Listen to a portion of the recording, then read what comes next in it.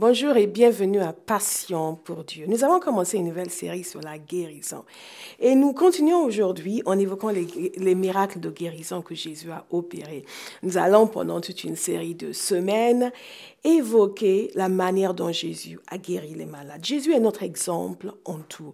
Il est le même. Il est le même qu'il était hier, il est le même aujourd'hui, il est le même demain. Enfin, hier, aujourd'hui, éternellement, Jésus est le même. Il n'a pas changé. Nous avons établi un fondement la semaine dernière et la semaine précédente sur la volonté de Dieu concernant la guérison. Pourquoi nous demandons la guérison à Dieu? Pourquoi nous prions pour les malades? Pourquoi nous nous attendons à ce que les gens soient guéris? Parce que nous sommes convaincus que Dieu veut guérir et que Dieu ne guérit pas de façon parcimonieuse de temps en temps, le jour où il sera de bonne humeur ou un autre jour où il ne sera pas de bonne humeur, où Dieu guérit à la tête du client. Non, la parole de Dieu est très claire sur le fait que le désir de Dieu, c'est de guérir. Si vous avez raté les émissions des semaines précédentes, je vous encourage à aller les revoir sur notre site parce que ces émissions nous ont permis de poser un cadre, de poser un fondement en matière de guérison. Parce que la raison pour laquelle, comme j'ai dit il y a quelques instants, nous prions pour les malades, c'est parce que nous sommes convaincus que la volonté de Dieu est très claire en la matière.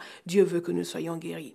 Nous avons vu l'œuvre de la rédemption de Jésus prophétisée par le prophète Isaïe, qui inclut le fait qu'il a porté nos maladies et s'est chargé de nos souffrances. Dieu a compassion des gens qui souffrent et Dieu veut les restaurer et les guérir. Jésus est l'expression vivante, l'expression palpable de la volonté de Dieu. Ce que Jésus a fait sur la terre est une claire indication de ce que Dieu veut. Jésus n'est pas allé à l'encontre du Père. Il y a des gens qui pensent que c'est Dieu qui les rend malades. Si Dieu rend les gens malades et que Jésus les a guéris, ce sera aller à l'encontre de la volonté du Père, n'est-ce pas? Jésus a fait ce que Dieu veut, guérir les malades. Regardons ensemble dans Jean chapitre 4. Nous allons examiner.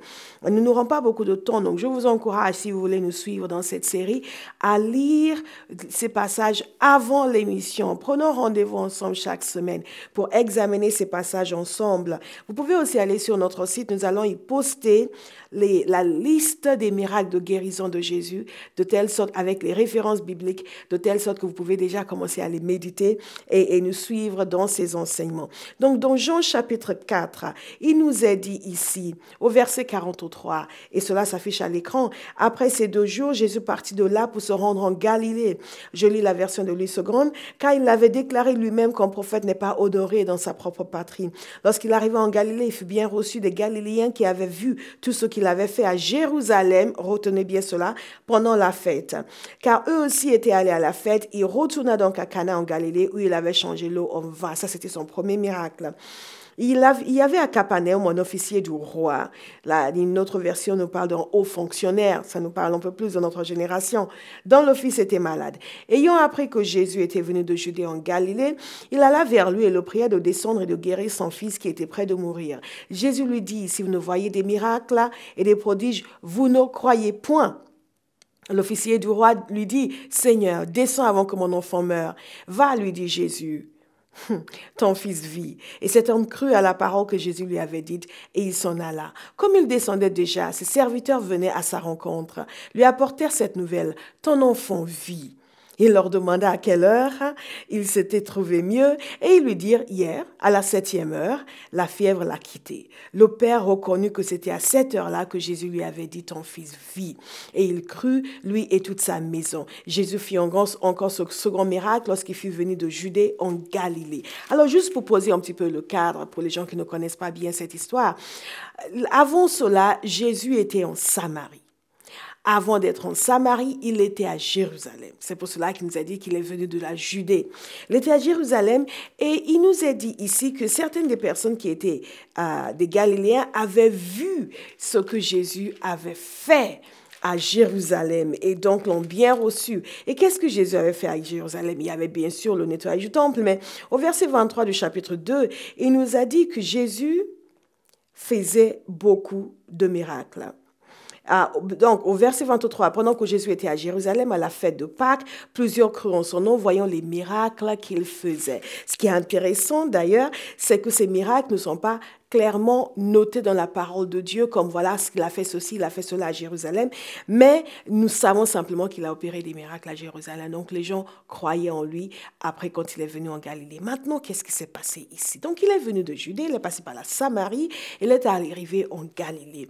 Et là, cet homme, l'officier du roi, qui manifestement a dû aussi entendre parler de Jésus, est venu vers Jésus pour lui demander de guérir son fils. Il y a quelque chose de très intéressant. Jésus a l'air de ne pas être disposé à aller avec lui. Il a même fait une sorte de reproche à lui et à tous ceux qui étaient là. D'ailleurs, en leur disant, mais vous, si vous ne voyez pas des miracles et des prodiges, vous ne croyez pas.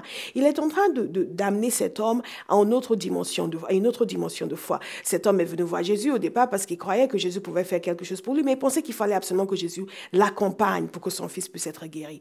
Et Jésus a dit, non, vous devez apprendre à croire sans voir des miracles et des prodiges.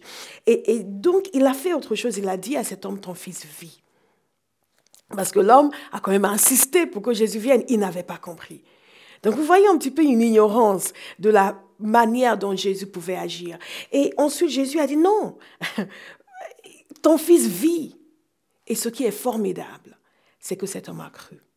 Il nous a dit ici, et cet homme crut à la parole que Jésus lui avait dite. Va, lui dit Jésus, ton fils vit. Et cet homme crut à la parole que Jésus lui avait dite et il s'en alla. Et donc, sur le chemin, des hommes sont venus de chez lui et l'en ont informé. Apparemment, son fils était guéri, son fils vivait. Et il a appris que cela s'est produit au même moment, la veille, où Jésus avait dit, ton fils vit. Alors, qu'est-ce que nous pouvons apprendre de ce miracle? Ce que nous sommes en train de faire, c'est d'étudier les miracles de guérison de Jésus pour pouvoir apprendre quelques principes qui nous permettent, nous, de recevoir la guérison et d'apprendre à prier pour les malades. Qu'est-ce que nous voyons comme ingrédient dans ce miracle? Très rapidement. La première chose que nous voyons, c'est cet homme connaissait la réputation de Jésus. Cet homme avait entendu parler de Jésus. Il savait que Jésus pouvait faire quelque chose pour lui. C'est pour ça qu'il est allé vers lui. La question que je vous pose aujourd'hui, est-ce que vous connaissez la réputation de Jésus? Qu'est-ce que vous croyez à son sujet? Qu'est-ce que vous savez au sujet de Jésus? Il y a des personnes qui pensent que Jésus est vraiment quelqu'un de très sympathique. Même les chrétiens, quelqu'un de bien, de sympathique. Mais alors de puissant, ils ne sont pas certains. Il est important pour nous. Jésus est la pierre angulaire. Jésus est le cœur de l'évangile. Et il est celui qui nous amène au Père. Celui qui a le Fils, nous dit la parole de Dieu, a le Père. Celui qui n'a pas le Fils n'a pas le Père.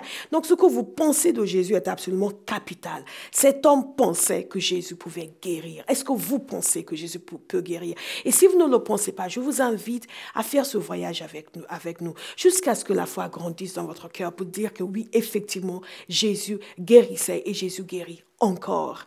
Cet homme donc avait de la foi. Il avait entendu parler de Jésus. Il avait reçu des informations exactes sur Jésus. Vérifiez les informations que vous avez sur Jésus. Vérifiez les idées que vous avez au sujet de Jésus. Beaucoup de gens pensent que Dieu est gentil, il peut les guérir, mais ils ne sont pas certains que Dieu veuille les guérir. D'ailleurs, nous allons voir un cas où quelqu'un avait demandé à Jésus et avait exprimé le désir de connaître sa volonté. Il n'était pas sûr si Jésus voulait ou pas. Il dit, si tu veux, et Jésus, bien, il veut. Et ce que nous allons voir, c'est cette manifestation de la volonté. Cet homme savait donc que Jésus était capable de guérir, que Jésus avait quelque chose dont lui avait besoin. Il avait entendu dire de bonnes choses de Jésus. Autre chose que cet homme savait au sujet de Jésus, c'est que Jésus avait déjà fait des miracles. Écoutez les témoignages, est très encourageant pour nous. Nous avons la parole de Dieu que nous méditons, qui bâtit notre foi. Nous écoutons aussi les témoignages des gens que Dieu a aidés, des gens que Dieu a guéris. Il y a des personnes qui n'aiment pas écouter les témoignages. Parce qu'en écoutant les témoignages, tout ce à quoi ils pensent, c'est « oui, mais moi, je suis encore malade ». Non, ne soyez pas comme cela. Réjouissez-vous avec ceux qui se réjouissent. Et ensuite, dites à Dieu, Seigneur, c'est toi qui les as guéris. Je te fais confiance pour que moi aussi, je sois pleinement guéri. Apprenons à écouter des témoignages de bonnes choses que Dieu fait dans la vie des gens. Qu'est-ce qu'il y avait aussi comme ingrédient dans ce miracle? C'est que cet homme était ignorant. Il était ignorant de la capacité réelle de Jésus. Il savait que Jésus pouvait guérir son fils, s'il pouvait amener Jésus vers son fils. Mais il ne savait pas que Jésus pouvait guérir son fils à distance, parce qu'il a répété, il a insisté encore pour que le Seigneur vienne. Donc il y avait cette ignorance. Et cette ignorance, en réalité, doit nous rassurer, parce que nous ne venons pas toujours à Jésus en sachant tout. Parfois, lorsque nous sommes malades et que nous avons besoin de guérison, nous n'avons même pas l'assurance que Dieu va nous guérir. Mais au-delà de l'ignorance présente, il y a ce que nous apprenons au fur et à mesure que nous méditons la parole de Dieu. Ne soyez pas de ceux qui disent, oui, mais tu sais, moi, je ne sais pas, moi, je ne comprends pas. Non, mettez-vous à comprendre. Mettez-vous dans la parole de Dieu, à écouter, à apprendre et à comprendre. Cet homme avait une certaine connaissance. Cet homme ne savait pas tout. Il savait certaines choses, mais pas tout. Et Jésus l'a poussé au bout, Jésus l'a testé et il a compris où Jésus voulait l'amener et il n'a pas été offensé. Ça, c'est un point qui est très important. Il ne faut pas être offensé. Lorsqu'on veut recevoir quelque chose de Dieu, il ne faut pas être si facilement offensé. Il y a trop de gens qui sont facilement offensés. Dès qu'on leur dit, écoute, reste là, on va venir prier pour toi. Oui, mais pourquoi tu ne m'imposes pas les mains tout de suite, tout de suite? Et ils sont offensés et ils perdent le bénéfice de ce que Dieu a pour eux. Jésus n'allait pas faire les choses comme cet homme voulait. Jésus ne voulait pas y aller avec lui. Pas parce que Jésus n'est pas gentil. On a vu d'autres cas et on va les voir ici où il s'est déplacé, mais il voulait lui apprendre quelque chose. Et il voulait nous apprendre quelque chose. Toutes ces choses qui ont été écrites pour notre instruction. Donc ça, c'est une leçon importante pour vous et moi aujourd'hui. C'est-à-dire que nous n'avons pas besoin de la présence physique de Jésus pour être guéris. Mais ça, nous allons en venir dans quelques instants. Cet homme a persisté. Il ne savait pas tout, il ne comprenait pas tout. Il ne savait pas tout ce que Jésus était capable de faire et comment Jésus allait faire, mais il n'a pas été offensé. Et quand Jésus ne semblait pas aller dans son sens, c'est-à-dire le suivre pour aller guérir son fils, il est quand même resté là à lui demander. Il voulait la guérison de son fils. Qu'est-ce qu'il y a aussi comme ingrédient dans cette guérison? C'est la parole de Dieu qui a été libérée. Jésus n'a pas fait plus que lui dire, ton fils vit. Il a déclaré la parole de guérison. Il y a des fois où nous serons amenés en priant pour les gens, simplement à déclarer la parole de guérison, simplement à leur dire au nom de Jésus, tu es guéri. Nous apprenons à faire en suivant le Maître, n'est-ce pas? Jésus a simplement déclaré la parole de guérison. Et ce qui est étonnant, c'est l'autre ingrédient de cette guérison, c'est que cet homme a cru. Nous voyons une progression dans sa foi, dans cette petite conversation, en entendant Jésus insister sur le fait que miracles et prodiges, pas besoin de les voir pour croire. Cet homme a fini par comprendre quand Jésus lui a dit, ton fils vit. Il a réussi le test, il n'a pas été offensé, il n'a pas insisté encore pour dire, mais viens avec moi. Et il a cru ce que Jésus a dit. C'est extraordinaire. Et c'est encore plus extraordinaire lorsqu'on prend conscience du fait que cet homme ne devait pas demeurer à côté. Parce qu'il est reparti chez lui et ce n'est que le lendemain qu'il a rencontré les gens qui venaient de chez lui pour lui annoncer que son fils était guéri. Il a cru non seulement que son fils était guéri, mais il a cru au point où il a quitté Jésus et il est reparti. Il n'est pas resté là à insister pour dire, mais viens, viens, viens. Comment est-ce que je peux savoir qu'il est guéri? Il a cru, il est reparti. Ça, c'est une leçon pour vous et moi. Peu importe là où nous commençons aujourd'hui dans notre foi pour la guérison, nous pouvons bâtir notre foi sur la parole de Dieu et la laisser grandir et arriver au point où nous croyons simplement sur la base de la parole de Dieu. Et c'est ça la foi la plus extraordinaire. Nous croyons sur la base de ce que Jésus a dit. Et cet homme a appris que son fils a été guéri au même moment où Jésus l'a déclaré. Mais il n'en a eu aucune preuve jusqu'à ce qu'il rentre à la maison et qu'il voit l'enfant.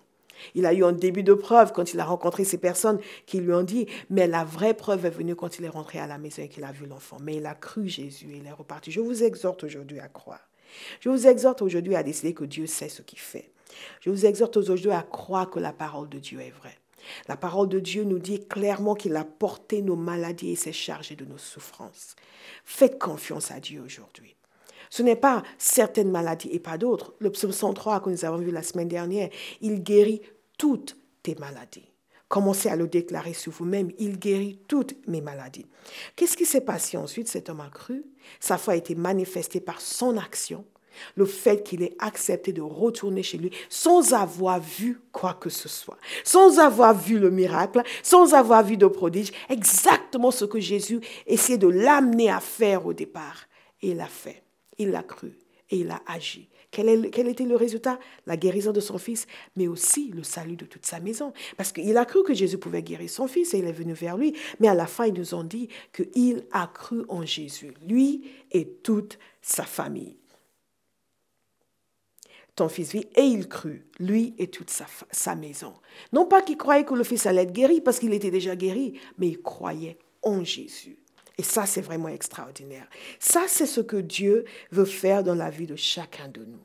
Et quand vous voyez le témoignage de Dieu manifesté dans votre vie, vous allez voir une plus grande confiance en Dieu se manifester dans votre cœur et votre famille aussi. Je me mets en accord avec vous aujourd'hui. Que non seulement vous serez pleinement guéris, mais votre famille aussi viendra à la foi en Jésus. Il y a un autre point que j'aimerais évoquer avant de passer à un autre miracle de guérison. Ce sont les leçons que nous devons apprendre de cette histoire. Quelles leçons nous apprenons de cette histoire? D'abord, tout ce qu'on a évoqué jusque-là, la foi en la parole de Dieu, l'assurance que Dieu fait ce qu'il dit, l'assurance que Dieu guérit encore aujourd'hui, la compréhension de la manière de guérir, le fait que Jésus guérit avec une parole et que la guérison se produit de différentes manières. Mais retenons ceci aussi, l'humilité. Cet homme avait l'humilité. Il avait la simplicité. Il ne s'est pas laissé offenser. Soyons humbles devant Dieu. Le Seigneur va nous conduire dans la manière de recevoir la guérison ou de prier pour des personnes. Et cette humilité est essentielle, ne pas penser que oui, pourquoi il ne le fait pas de cette manière-là? Et j'ai souvent vu les gens passer à côté des choses de Dieu parce qu'ils voulaient absolument montrer à Dieu comment il devait le faire. Dieu est souverain, il va le faire à sa manière, mais il va le faire. Quand on dit que Dieu est souverain, ce n'est pas il est souverain, il va peut-être te guérir, il ne va peut-être pas te guérir. C'est que Dieu est souverain, il va décider de la manière de le faire. Ce qui est certain, c'est qu'il le fera parce qu'il a promis. La deuxième chose que je voudrais que l'on puisse voir, c'est la guérison de la belle-mère de Pierre.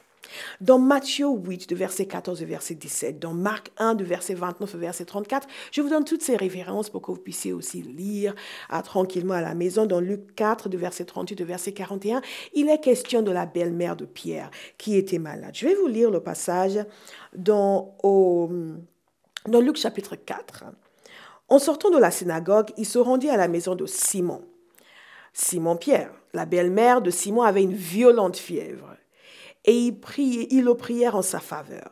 S'étant penché sur elle, il menaça la fièvre, et la fièvre le quitta. À l'instant, elle se leva et les servit. Et c'est ça l'expression de ce miracle dans ce passage. Il y a quelques informations supplémentaires qui nous sont données.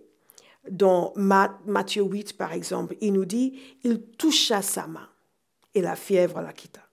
Dans le passage dans Marc, il nous est indiqué aussi qu'il la fit lever en lui prenant la main et à l'instant, la fièvre la quitta. Puis elle les servit. Ce qui est intéressant de noter ici, c'est que cette guérison se produit juste après que Jésus ait accompli un exploit dans la synagogue. Il avait délivré un homme qui avait un esprit impur. Et ses disciples étaient avec lui. Et tout le monde a vu, et les gens étaient émerveillés. C'était quelque chose pour eux d'inconcevable et d'inimaginable et d'extraordinaire. Et ils ont parlé de ça partout. Jésus a quitté la synagogue et il est allé dans la maison de Simon et d'André. Simon et André étaient frères. Donc Simon, dénommé Pierre. Et il s'est trouvé que la belle-mère de Pierre était malade. Et tout de suite, ils lui en ont parlé. Jésus a accepté de prier pour elle. Jésus lui a imposé les mains. Il a menacé la fièvre est partie et elle a été totalement guérie. Elle s'est levée et elle s'est mise à les servir. Donc voilà l'histoire. Maintenant, qu'est-ce qui est intéressant ici? C'est de voir comment ça s'est déroulé. Parce que nous voulons apprendre, n'est-ce pas, de ces exemples des gens qui nous ont précédés, savoir comment prier pour les malades d'aujourd'hui et comment recevoir la guérison.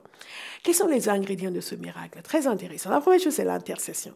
Vous dites l'intercession, oui, ces gens sont intervenus en faveur de cette femme qui était couchée au lit. Parce que vous savez, Jésus ne pouvait pas lui-même aller vers cette femme. Elle devait être couchée dans une pièce et un homme ne pouvait pas comme ça aller franchir le portail de sa pièce pour dire « je viens te voir ». Il fallait qu'il l'invite pour qu'il aille la toucher, pour qu'il aille la prier pour elle. Et donc, c'est très important ici, le rôle que nous jouons pour intercéder en faveur des gens qui ont besoin d'être guéris. Et si vous avez besoin de guérison, ne gardez pas cela pour vous. Parlez aux gens qui savent prier. Parlez aux gens qui croient en la guérison. Évitez peut-être de parler aux gens qui ne croient pas que Dieu guérit aujourd'hui, qui vont vous dire, oui, mais c'est Dieu qui a mis ça sur toi pour te sanctifier et il veut peut-être te tuer pour quelque chose que tu as commis par le passé. Non, ne vous résignez pas à la maladie. Appelez l'intervention de Dieu. Et quand vous connaissez des gens qui sont malades, ne vous contentez pas de dire « Oh, mon pauvre, soigne-toi bien, c'est grave, hein. Oh, pauvre petit malheureux, c'est triste. Oh, vraiment, je suis avec toi de tout cœur. » Non. Soyez avec eux de toute prière. Intercédez en leur faveur. Ces personnes sont intervenues en faveur de la belle-mère de Pierre et donc avaient la foi. Nous sommes censés exercer notre foi aussi pour les autres. Vous ne pouvez pas leur imposer quelque chose qu'ils ne veulent pas, mais vous pouvez déjà commencer en croyant que Dieu peut intervenir en leur faveur, que Dieu peut les guérir et les amener devant le trône de la grâce et prier pour eux et agir contre la maladie dans leur vie avec la foi en Jésus-Christ. Souvent, nous prions pour les gens, mais nous n'avons aucune foi qu'ils seront guéris. Et nous sommes là, Seigneur, vraiment. Et rien que nos prières sont suffisantes pour les tuer. Si cela pouvait se passer. Parce que la manière dont on prie, Seigneur, c'est ta volonté, guéris-le. Mais si ce n'est pas ta volonté, donne-lui la capacité de souffrir cette affliction. Et on fera mieux de se taire dans certaines de ces circonstances. Mais ces gens ne se sont pas tus parce qu'ils croyaient. Ils avaient vu ce que Jésus a fait. Encore comme le premier miracle. Qu'est-ce que vous voyez au sujet de Jésus aujourd'hui? Qu'est-ce que vous entendez? Qu'est-ce que vous lisez dans sa parole? Qu'est-ce que vous croyez à son sujet? Quand on se met à méditer les évangiles, qu'est-ce qui se passe? Nous avons une autre vision de Jésus. Nous avons une autre révélation du Fils de Dieu. Nous le voyons différemment. Ils voyaient Jésus comme celui qui guérissait. Ils sont intervenus en faveur de cette femme. Ils avaient la foi pour sa guérison. Cette femme aussi avait la foi pour sa guérison parce qu'elle a coopéré avec Jésus. Il nous a dit dans ce passage qu'elle s'est levée. Jésus ne l'a pas forcée à se lever. Elle pouvait très bien se sentir mieux parce que la fièvre est partie et décider de rester au lit ou quand même argumenter avec Jésus pour dire oui, mais tu sais, ça fait longtemps que je suis au lit, mais tu sais, c'était une violente fièvre. Oui, mais je sais, je me sens mieux là, mais laisse-moi un peu. Non, Jésus l'a pris par la main et elle s'est levée. Et nous allons voir aussi ce qu'elle a fait après qu'elle se soit levée. Donc, qu'est-ce que nous voyons? Comment est-ce que Jésus a guéri cette femme? Il a menacé la fièvre, nous dit la parole de Dieu. Il a parlé à la maladie. Il s'est adressé à la maladie et il lui a dit de la quitter. Et la fièvre est partie. C'est extrêmement important. Certains estiment que ça devait être une maladie causée par un esprit démoniaque et c'est pour cela que Jésus a parlé à la maladie, qui n'a pas pu parler simplement à une infirmité physique, il a dû parler à l'esprit qui était derrière, qui a causé cette maladie. C'est une possibilité. Nous savons qu'il y a des personnes, la parole de Dieu nous dit par exemple dans Actes chapitre 10, 38, comment Dieu a oint d'Esprit Saint et de puissance Jésus de Nazareth qui allait partout faisant des miracles, faisant du bien et guérissant tous ceux qui étaient opprimés par le diable, car Dieu était avec lui. Nous savons qu'il y a des maladies qui sont directement causées par une oppression démoniaque. Il y a aussi le fait que, de toute façon, la maladie fait partie de la chute, des conséquences de cette séparation entre l'homme et Dieu, due au péché provoqué par le diable. Donc, d'une façon ou d'une autre, c'est clair que lorsque vous agissez contre la maladie, vous agissez contre les œuvres du diable. Donc, il y a ce point. Mais il y a aussi le fait que nous savons que Jésus nous a appris à nous adresser à des circonstances physiques. Il nous a dit, par exemple, vous direz à cette montagne, ôte-toi de là et jette-toi dans la mer. Et la montagne n'est pas nécessairement une montagne physique, mais c'est une circonstance de la vie qui s'oppose à la parole de Dieu et à nos prières et à la volonté de Dieu dans nos vies. Jésus a parlé à un figuier, c'est une plante. Et il a menacé, il a maudit ce figuier et il s'est desséché. Donc ce n'est pas du tout surprenant que Jésus parle ici à cette maladie et il menace la fièvre et la fièvre part. Ce sont des principes spirituels que nous sommes en train d'apprendre. Quand vous priez pour une personne, il y a des fois où le Saint-Esprit va vous conduire pour que vous vous adressez directement à cette maladie et ordonner la maladie de quitter le corps de la personne. Et cela va se faire. Jésus a parlé à la maladie, mais Jésus a fait aussi autre chose. Jésus l'a touché. Il lui a imposé les mains. Et d'ailleurs, dans Matthieu, c'est tout ce qui nous est dit par rapport à ce que Jésus a fait, qu'il a touché. Et nous savons que la puissance de Dieu se transmet par le contact. Nous allons voir d'autres exemples de contact et de transmission de la puissance de Dieu qui a permis d'amener la guérison dans la vie de quelqu'un. C'est pour cela que nous faisons l'imposition des mains. Pour les gens qui regardent cette émission, qui ne savent pas pourquoi les chrétiens posent les mains sur quelqu'un pour prier pour eux, qui se disent, mais qu'est-ce que c'est que cette pratique? C'est une pratique entièrement biblique. La puissance de Dieu se communique par le toucher. Vous imposez les mains à quelqu'un, vous êtes rempli de la puissance du Saint-Esprit. La puissance de Dieu passe à travers vos mains et touche la personne et communique une bénédiction, communique la guérison, communique ce que Dieu veut communiquer dans leur vie. Donc Jésus a parlé à la maladie, Jésus a touché cette femme et la puissance de Dieu est entrée en elle, la fièvre l'a quittée et elle a été complètement guérie. Extraordinaire. Dans le premier cas, rappelez-vous, Jésus n'a pas touché cet enfant, il n'est même pas allé vers cet enfant, il n'a pas parlé à la maladie, il ne s'est pas approché de l'enfant qui était malade. Dans le premier cas, le cas du fils de l'officier, du haut fonctionnaire, qu'est-ce que Jésus a fait? Il a simplement déclaré la guérison. Ton fils vit. Dans ce cas précis, il a touché en position des mains et il a aussi parlé à la maladie. Vous voyez une variété de façons que Dieu utilise pour guérir. Toutes ces choses ont été écrites pour nous servir d'exemple, pour que nous puissions apprendre comment recevoir la guérison et comment prier pour les malades. Mais c'est Dieu qui décide comment ça va se faire. Ce n'est pas nous qui décidons. Et c'est important lorsque vous voulez recevoir la guérison de ne pas vous entêter à insister. Oui, mais il faut prier pour moi comme ça. Moi, c'est l'imposition des mains qui marche pour moi. Non, non, non, non, non. Ce que tu as dit, ça ne... Non, non, non. Recevez ce que Dieu a pour vous. Comme Dieu l'a pour vous. Et ne contestez pas, n'argumentez pas. Non, non, non, il faut qu'il m'impose les mains. Il a juste déclaré la parole sur moi, ce n'est pas bon. Recevez par la foi. Et quand vous priez pour quelqu'un, encourage la personne aussi à recevoir par la foi. Il y a tellement de choses que l'on pourrait dire ici. Qu'est-ce qui s'est passé ensuite? Cette femme s'est levée et elle a commencé à servir. Je veux vous encourager aujourd'hui. La bonne santé que Dieu vous donne, utilisez-la pour le servir. D'ailleurs, quelle que soit la chose que Dieu fait pour vous, utilisez cette chose pour servir Dieu. Dieu vous donne des relations merveilleuses. Avec vos relations, servez Dieu. Dieu vous donne un mariage extraordinaire, servez Dieu. Bénissez-le, remerciez-le. Ne dites pas, ah oui, maintenant je suis mariée. Vous savez, comme les gens le roi avait invité à son festin. Il y en avait un qui s'était marié, donc il était occupé. Parfois, Dieu nous bénit, nous donne une bonne épouse, un bon mari, et tout d'un coup, on est trop occupé pour Dieu, trop occupé pour le servir. Parfois, Dieu nous donne un bon travail, et tout d'un coup, on est... Mais tu comprends, je suis archi bouquée, c'est incroyable. Je ne suis pas une seconde, tu comprends? Ça, c'est la personne qui était dans toutes les réunions de prière quand elle cherchait un travail. Mais dès qu'elle en a eu un, elle était devenue trop importante. Maintenant, pour servir Dieu, non, utilisons ce que Dieu nous donne pour le servir. Ne soyons pas des ingrats. Si Dieu vous donne de l'argent, commencez à l'honorer avec vos finances. Ne commencez pas à dire, oui, mais tu comprends, je n'ai pas encore assez pour acheter ma Benz. Il me reste 10 000 euros pour compléter. Donc, pour l'instant, non, non, non, non, non. Tout ce que Dieu vous donne, utilisez pour le servir. Dieu vous guérit, commencez à le servir avec votre bonne santé. Vous voulez que Dieu vous guérisse, commencez aussi à le servir avec ce que vous avez comme capacité. On n'achète pas la guérison, mais on montre sa reconnaissance envers Dieu.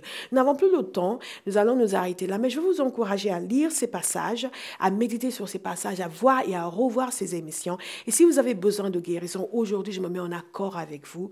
Au nom de Jésus, soyez guéris. Mettez-vous au pied du Maître. Remerciez-le déjà, même avant de voir la manifestation dans votre corps. Et restons ensemble dans ces semaines à venir. Nous allons passer des moments extraordinaires à apprendre à recevoir la guérison et à prier pour les malades. Que Dieu vous bénisse et à la semaine prochaine.